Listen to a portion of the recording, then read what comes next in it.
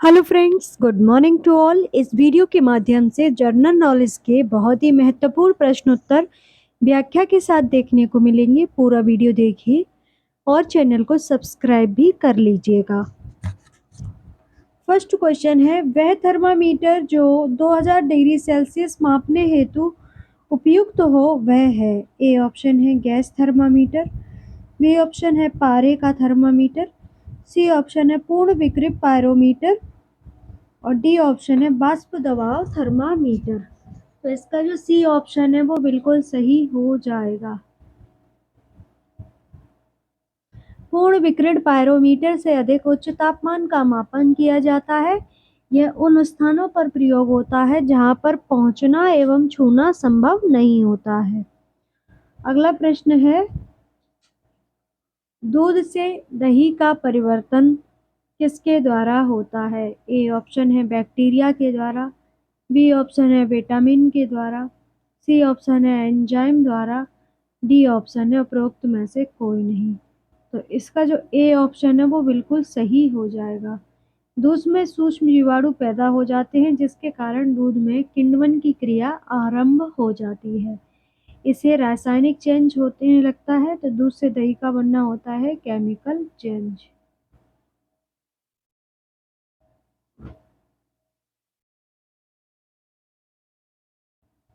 इस क्रिया में स्ट्रेप्टोकोकस थर्मोफिलस तथा लैक्टोबैसिलस वुल्गैरिकस नामक बैक्टीरिया के द्वारा 40 से 60 डिग्री सेल्सियस पर जमाकर यीस्ट द्वारा आंशिक किण्वन या फर्मेंटेशन कराया जाता है, जो पोषक पदार्थ दही या योगर्ट कहलाता है। अगला क्वेश्चन है, हर्पेटोलॉजी में अध्ययन किया जाता है। ए ऑप्शन है सरीसृपों का, बी ऑप्शन है उभयचरों का, सी ऑप्शन है सरीसृपों और उभयचरों का, डी ऑप्शन है पक्षियों का। तो इसका जो सी ऑप्शन है वो बिल्कुल सही हो जाएगा। हर्पेटोलॉजी में सरीसृप उभयचरों का अध्ययन किया जाता है। हर्पेटोलॉजी विज्ञान की वह शाखा होती है जिसमें सरीसृप और उभयचर दोनों का अध्ययन किया जाता है। बैक्टीरियोलॉजी हर्पेटोलॉजी की एक उपशाखा होती है जिसमें सिर्फ उभयचर का अध्ययन किया जाता है। तो सिर्फ उभयचर का अध्ययन पूछ लिया जाए, ठीक है, तो फिर सिर्फ उभयचर का अध्ययन कहलाता है बैक्टीरियोलॉजी, जिसमें सिर्फ उभयचरों का अध्ययन किया जाता है। और ऑर्निथोलॉजी पक्षियों का अध्ययन किया जाता है। अगला क्वेश्चन है, मानव कलाई में नाड़ी स्पंदन करती है। ए ऑप्शन है हृदय से नेत्र तक, बी ऑप्शन है हृदय में मंद तक, सी ऑप्शन है उसी दर पर जिस पर हृदय करता है, डी ऑप्शन है हृदय से स्वतंत्र होकर। तो नाड़ी स्पंदन करती है, तो इसका जो सही आंसर है वो सी हो जाएगा। नाड़ी स्पंदन उसी दर पर करती है जिस पर हृदय स्पंदन करता है। नब्ज धमनियों की धड़कन होती है जब रक्त धमनियों में हृदय प्रकंचन द्वारा पंप किया जाता है तथा धमनी में रक्तदाब मतलब कि बीपी बढ़कर 120 mmHg पहुंचता है, उस समय धमनियों की दीवार खिंच जाती है। इसके विपरीत हृदय शिथिलन के समय जो धमनियां होती हैं उनमें रक्त के दाब को घटाकर 80 mmHg रह जाता है। इस समय धमनी की दीवार अपनी वास्तविक अवस्था में आ जाती है। इस प्रकार हृदय स्पंदन के साथ साथ धमनियों में भी स्पंदन रहता है। धमनियों के इस स्पंदन को नाड़ी या नब्ज कहते हैं। अगला क्वेश्चन है, निम्न में से कौन सा हार्मोन लड़ो या उड़ो की धारणा से संबंध है। ए ऑप्शन है इंसुलिन, बी ऑप्शन है एड्रीनल, सी ऑप्शन है एंड्रोजन, डी ऑप्शन है ऑक्सीटोसिन। तो इसका जो बी ऑप्शन है वो बिल्कुल सही हो जाएगा। एड्रेनलिन हार्मोन अनुकंपी तंत्रिका तंत्र से नियंत्रित होने वाली क्रियाओं को नियमित करता है। यह कार्यकारी अंगों को प्रभावित करता है। एड्रेनलिन हमें संकटकालीन परिस्थितियों का सामना करने के लिए तैयार करता है। गुस्से या डर के समय उत्पन्न होने वाले हाव भाव एड्रीनेलिन के द्वारा ही उत्पन्न होते हैं। एड्रीनेलिन को 3F फियर, फाइट, फ्लाइट कहते हैं। इमरजेंसी हार्मोन भी कहते हैं। तो कभी कभी ये क्वेश्चन पूछ सकते हैं कि इमरजेंसी हार्मोन कौन सा होता है, तो वो होता है एड्रीनेलिन, और एड्रीनेलिन को F3 भी कहा जाता है, जिसका मतलब होता है फियर, फाइट, फ्लाइट। अगला क्वेश्चन है पुरुष जीन संगठन होता है। ए ऑप्शन है XS, बी ऑप्शन है XY, सी ऑप्शन है X, डी ऑप्शन है Y। तो इसका जो बी ऑप्शन है वो बिल्कुल हो जाएगा। जीन आनुवंशिकता की एक मूल इकाई होती है। मनुष्य की कायिक कोशिका में 46 गुणसूत्र होते हैं। ये एक अपने आप में क्वेश्चन है। क्रोमोसोम्स जो हैं मनुष्य में कितने होते हैं, तो 46 होते हैं, और पेयर की बात करें तो 23 पेयर होते हैं। ठीक है, 23 इंटू 2 करेंगे तो 46 आ जाएंगे। पुरुष वर्ग में 22 जोड़े अलिंग सूत्री और एक जोड़ा लिंग सूत्री XY होता है। स्त्री वर्ग में 22 जोड़े समजातीय गुणसूत्र और एक जोड़ा XX गुणसूत्र रहते हैं। अंडाणु X गुणसूत्र वाले शुक्राणु से निषेचित होने पर युग्मज में XX गुणसूत्र रहता है। यह स्त्री संतान के लिए है। इसके लिए विपरीत अंडाणु बाई गुणसूत्र से निषेचित होने पर युग्मज XY लिंग गुणसूत्र होता है। इसका विकास पुरुष संतान के रूप में होता है। अगला क्वेश्चन है रंगपुर जहां हड़प्पा की समकालीन सभ्यता थी वह है। ए ऑप्शन है पंजाब, बी ऑप्शन है पूर्वी उत्तर प्रदेश, सी ऑप्शन है सौराष्ट्र, डी ऑप्शन है राजस्थान। तो इसका जो सही आंसर हो जाएगा वो हो जाएगा सी ऑप्शन। रंगपुर सौराष्ट्र के काठियावाड़ क्षेत्र में भादर नदी के नजदीक है। इसकी खुदाई 1953 से 54 की ईस्वी में रंगनाथ राव द्वारा हुई थी। यहाँ पर पूर्वकालीन हड़प्पा संस्कृति के अवशेष मिले हैं। यहाँ धान की भूसी के ढेर मिले हैं। यहाँ परवर्ती हड़प्पा संस्कृति के भी साक्ष्य मिलते हैं। अगला क्वेश्चन है वैदिक काल में ग्राम का मुखिया कौन था। ए ऑप्शन है विश्वपति, बी ऑप्शन है गृहपति, सी ऑप्शन है गणपति, डी ऑप्शन है ग्रामणी। तो इसका जो डी ऑप्शन है वो बिल्कुल सही हो जाएगा। जिस प्रकार से अभी गांव में एक मुखिया होता है जिसे हम प्रधान कहते हैं, उसी प्रकार जब वैदिक काल चल रहा था तो गांव में एक मुखिया होता था जिसे ग्रामणी कहा जाता था। ऋग्वेद में पुरोहित, सेनानी, ग्रामणी इन 3 अधिकारियों का उल्लेख मिलता है। अगर आप ऋग्वेद का अध्ययन करेंगे तो उनमें 3 लोगों का अध्ययन मिलता है जिसमें पुरोहित, सेनानी, ग्रामणी आते हैं। इनमें से पुरोहित राजा की युद्ध भूमि में जाना जाता था और वहां युद्ध में राजा की विजय के लिए प्रार्थना करता था। वह एक प्रकार से राजा का शिक्षक, पथ प्रदर्शक तथा मित्र हुआ करता था। सेनानी सबसे प्रमुख पदाधिकारी था तथा युद्ध के अवसर पर राजा के आदेश अनुसार युद्ध में कार्य करता था। शांति काल में संभवतः सेनानी को नागरिक कार्यों को भी करना पड़ता था।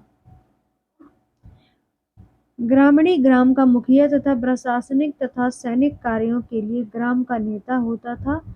वह ग्रामीण जनता के हितों का प्रतिनिधित्व करता था।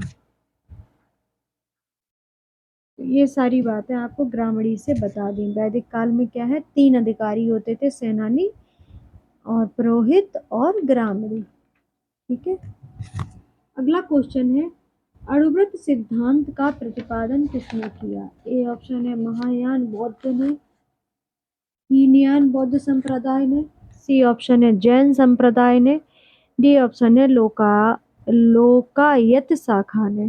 तो इसका जो सही आंसर हो जाएगा वो हो जाएगा जैन धर्म।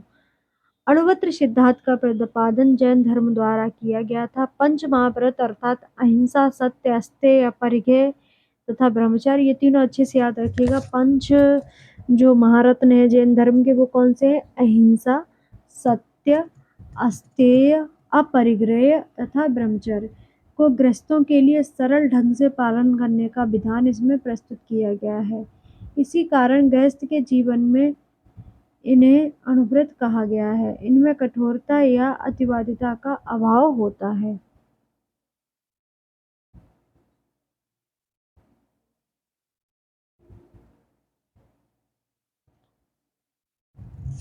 चित्तौड़ का नामकरण खिजराबाद किसने किया था? ए ऑप्शन है इल्तुतमिश, बी ऑप्शन है बलबन, सी ऑप्शन है अलाउद्दीन खिलजी, डी ऑप्शन है उपरोक्त में से कोई नहीं। तो इसका जो सी ऑप्शन है उसका बिल्कुल सही हो जाएगा। चित्तौड़ का नामकरण खिजराबाद अलाउद्दीन खिलजी ने किया था। अलाउद्दीन ने 1303 में चित्तौड़ पर आक्रमण किया। कौन से सन में? 1303 ईस्वी में चित्तौड़ पर आक्रमण किया और किले को घेरे में डाल लिया। राजा रतन सिंह उस समय राज्य करते थे, तो राजा रतन सिंह ने 7 माह तक बहादुरी से अलाउद्दीन का मुकाबला किया, परंतु अंत में अगस्त 1303 में किले पर अलाउद्दीन का अधिकार हो गया। मतलब जो युद्ध था वो 7 महीने चला, थोड़ा बहुत नहीं, और जिसमें फिर अलाउद्दीन की विजय हुई और उसने किले पर कब्जा कर लिया। अलाउद्दीन ने चित्तौड़ का नाम खिजराबाद रखा तथा अपने पुत्र खिज्र खां को चित्तौड़ का शासक नियुक्त कर दिया था। अगला क्वेश्चन है, मुरीद कौन था? ए ऑप्शन है एक सूफी संत, बी ऑप्शन है एक सूफी शिक्षक, सी ऑप्शन है एक सूफी शिष्य, डी ऑप्शन है एक सूफी गायक। तो इसका जो सी ऑप्शन है वो बिल्कुल सही हो जाएगा। सूफी विचारधारा के गुरु को पीर और शिष्य को मुरीद कहा जाता था। प्रत्येक पीर का अपना उत्तराधिकारी होता था जिसे वली कहा जाता था। सूफी विचारधारा 2 भागों में विभाजित थी। वशरा अर्थात वे इस्लामी विधान शरा को मानते थे। बेशरा वे जो इस्लामी विधारा शरा से बंधे हुए नहीं थे। बेशरा अधिकतर घुमक्कड़ सूफी संत हुआ करते थे। अगला क्वेश्चन है, 1857 की क्रांति के परिणाम स्वरूप अंग्रेजी सरकार ने भारत में अनेक परिवर्तन किए। निम्न में से कौन सा सही है?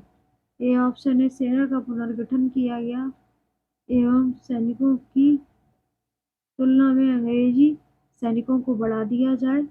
बी ऑप्शन है भारत में सीमा विस्तार की नीति त्याग दी गई।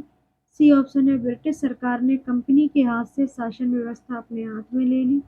डी ऑप्शन है मुसलमानों के प्रति सरकार ने उदारता दिखाई।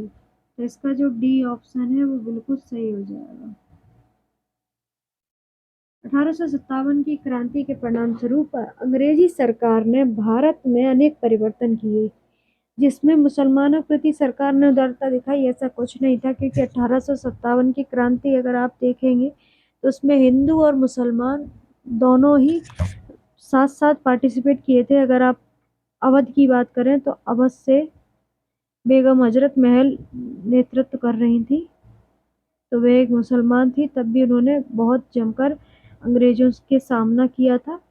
तो इसमें उस समय हिंदू मुसलमान जैसा कुछ भी नहीं था, सब भारत के नागरिक थे। तो ये जो स्टेटमेंट है वो बिल्कुल गलत है। 1857 की क्रांति के बाद अंग्रेजी सरकार ने भारत में अनेक परिवर्तन किए। इसके तहत सेना का पुनर्गठन किया गया था। बंगाल प्रेसिडेंसी में यूरोपीय तथा भारतीय सैनिकों का अनुपात 1:2 तथा मद्रास बम्बई प्रेसिडेंसी में अनुपात 3:1 कर दिया गया था। भारत में सीमा विस्तार की नीति त्याग दी गई और भारत का शासन कंपनी के हाथ से निकलकर ब्रिटिश राजमुकुट को सौंप दिया गया था। तो ये सारे चेंजेस किए गए थे, ना कि ये किया गया था कि मुसलमानों के प्रति सरकार ने उदारता दिखाई थी। ये सब तो आजकल होता है। अगला क्वेश्चन है, सैडलर आयोग संबंधित था। ए ऑप्शन है न्यायपालिका से, बी ऑप्शन है राजस्व प्रशासन से, सी ऑप्शन है शिक्षा से, डी ऑप्शन है पुलिस प्रशासन से। तो इसका जो सी ऑप्शन है वो बिल्कुल सही हो जाएगा। सैडलर आयोग शिक्षा से संबंधित था। 1917 में